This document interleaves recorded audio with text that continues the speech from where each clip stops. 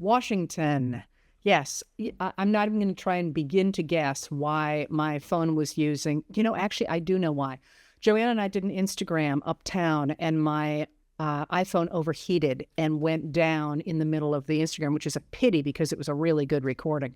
And it must have somehow locked on and Bluetoothed it over here. I don't know why. Anyway, sorry about that. I'm back. I'm going to let some people come in for a bit while I look and see where people are from. Raymond, Maine. Beth, nice to see you. New Mexico. Eugene, Oregon. Yes, I'm sorry. I didn't realize I was showing up as a black square. Kansas, Worcester, excellent. All right, and Tacoma Park, Katja. That's my Katja. Rural Missouri. And let me go ahead and tell you what we're going to do today, just because I don't have much time today. It's not going to be I'm only going to be here for about 15 minutes today. And the reason for that is because, and I will reiterate this, what I said yesterday about us all doing what we do best, I'm pretty good at the media. And so I've been doing media all day, and I'm going to do another big hit at 4:15. So I did want to stop in for a minute, and that's why I'm cutting you all short today. But I promise I'm going to do more of these as we go forward. All right, so I want to say just a couple of things today. You will note that I did not take questions because what are our questions, right? Is there any doubt? I want to be clear about a couple of things, and I want to start with what is all over the media, a crisis in the Democratic Party about whether or not President Joe Biden should be at the top of the ticket. And I'm getting all kinds of mail from people saying, why do you support Biden and why doesn't he step down? I want to be really clear. For me, this is not about Biden. This is about the way the system works. It is now July.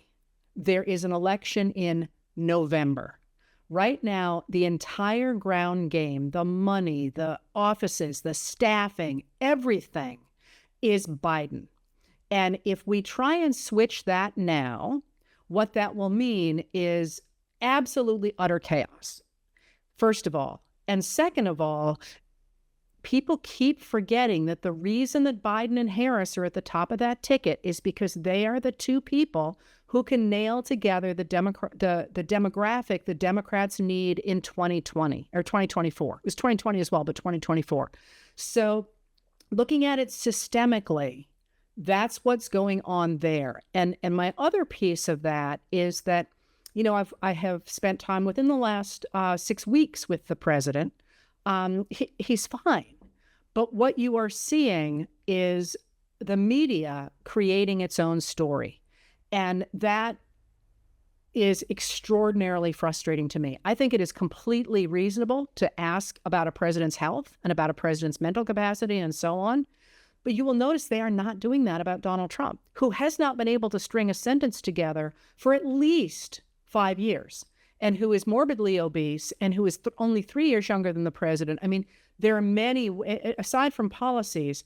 So the idea that second guessing this decision now would help the Democrats is a media creation, because again, one of the things that somebody who studies politics like me will tell you is that you can have your fantasy football team, the same, the fantasy political team, the same way you have your fantasy football team. All of those people have baggage that has not been publicly aired. I don't know what it is, but by definition, they have baggage that has not been publicly aired. So if you start to say, oh, let's put in this person, let's put in this person, let's put in this person, first of all, you've got the demographic problem I talked about, because if you put anybody but Kamala Harris at the top of that ticket, many people would walk away from the Democratic Party, and that's not at all unreasonable. But second of all, anybody that you are thinking of, I promise you, has a backstory that the media would eat up, the same way that they are eating up this age story with Biden. And they're not even bothering with all the extraordinary stories about Trump and the people around Trump. For example, that the Trump organization has signed 2 huge contracts in the last week with the country of Oman and Saudi Arabia. That seems to me to be of extraordinary concern compared to a bad debate. So I'm very much of the school that I don't really care who is at the top of the Democratic ticket. I think the people in the Democratic White House right now, including Vice President Kamala Harris, are enormously impressive. Gina Raimondo at Commerce, Pete Buttigieg at Transportation is out of this world. It's a good group of people. And if the person at the head of it is not there to finish a term, I could not care less, personally. But don't make the mistake of thinking that this is me out there saying, oh my God, oh my God, oh my God, anybody but Biden is going to be a disaster. If that's what the party chooses to do, I will go along with that, because here's the real story. The real story is this is no longer about Democrats and Republicans. It is no longer about partisanship. It is about the rule of law on which this country was based. And yesterday morning, the Supreme Court tore up that rule of law. And what that means, let's start with the fact that the sentencing for Donald Trump's convictions, 34 criminal convictions, has now been put off until September 18th because he is challenging those convictions, because part of the decision that I did not write about last night, someone wrote and asked me about that, is that there are, if the president has been conferring with official people in the administration, that cannot be used to establish motive. And so all of a sudden, the pieces of that criminal conviction that established that Trump was trying to hide those payments before the election, the Supreme Court has said are inadmissible to court. I'm not a lawyer. I don't know how that's going to play out, but that should say something to you, that a jury of his peers unanimously found the president guilty of 34 criminal counts. And because of that Supreme Court decision, that is now back on the table. So what we are looking at in this moment is the destruction of the rule of law. And I think you can feel it. People are nervous. Nobody knows what's going to happen next. And if you add on top of that Loper Bright, which came out a few days before, which said all of a sudden the regulatory system in the United States is in trouble, and Snyder, which came out before that, a couple days before that, which said that elected officials can take gratuities after the fact. They can't take bribes ahead of an official action, but they can take gratuities afterward, which pretty much looks like a gift to Clarence Thomas. What you're looking at is a country that suddenly had the rule of law and the world in which we have lived torn up. And if you add Dobbs to that, everything's in the air. What we are looking at now is 4 months. Somebody corrected me. I said 5 months yesterday. We're down to 4 months for those of us who believe in the rule of law, who believe in law and order, to reassert the fact that this is our country, this is our democracy. And I want to reiterate that the radical extremists, and they're not Republicans, they are, they're under that rubric now. But if you are listening to me and you used to be a Republican and you don't know what happened to your party, what happened to your party is it got taken over by a group of radicals, radical extremists who want to destroy democracy. And we need, going forward, to bring all of those who care about the rule of law and law and order to push back against them. Because the world that they are offering to us is, and I'm not prone to sweeping, huge, frightened statements. It is apocalyptic. Think of everything that Trump has said about American carnage and about taking vengeance on people and about making the military and the Department of Justice and everything dependent on him. That will come true. Now, remember, they would not be pushing these things if they were a majority. They are not.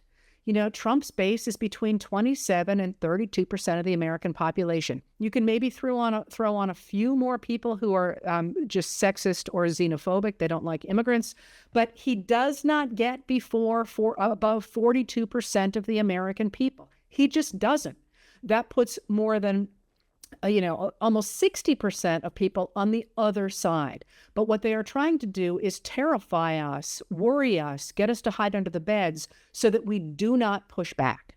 So where I want to go with this in the 2 minutes I have left is, in this broadcast, is what you can do. Because people are writing to me saying, what can I do? I want to reiterate what I said yesterday. Now is the time for you to do what you do best. I don't know what that is.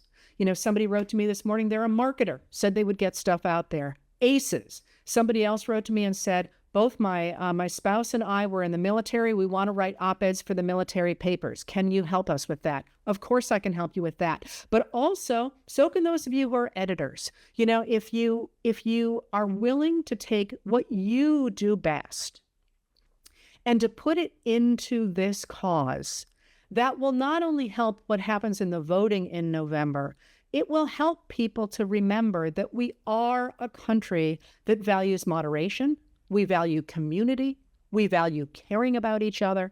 And what the people running on the Republican ticket in 2024 offer is a world without freedom, is a world in which women die because they have no control over their bodily autonomy. And that, of course, isn't going to include anybody who wants to have a baby or love somebody who wants to have a baby, because, of course, abortion care is also miscarriage care. What they are offering is a world in which we have book bans, in which we no longer have public schools because they're pushing everything toward private religious schools. We need to push back against that and reassert the values that the people who established in 1776 the idea that we would not have kings first articulated. That's our mission for the next 4 months. So I've got one more minute here, going into the 4th of July, wear your flag pins, fly your American flags. By God, this is our country. We're the ones who represent what it has always meant, and we're the ones who have the power to bring it back. The media is not going to save us. The politicians are not going to save us. The financiers aren't going to save us. You know who's going to save us? The same people who saved us in the Civil Rights Movement, the same people who saved us in the 1930s, the same people who saved us in the Progressive era, the same people who saved us in the 1850s and the 1860s. You know who those people are? They are us. This is our moment. So go out, do whatever you can do, both to calm yourself, but to create community that can indicate to those around us that keeping a democratic government, whether it's headed by Joe Biden or whomever they come up with, ham sandwich, I don't care, is worth saving. All right, I got to run because this is my part. I'm going to go do a media hit. You always ask about these, and this is, I don't know. If I find out, I'll let you know. Thank you for being here. I will let you know in the future with better timing when I do these. Thanks for being here.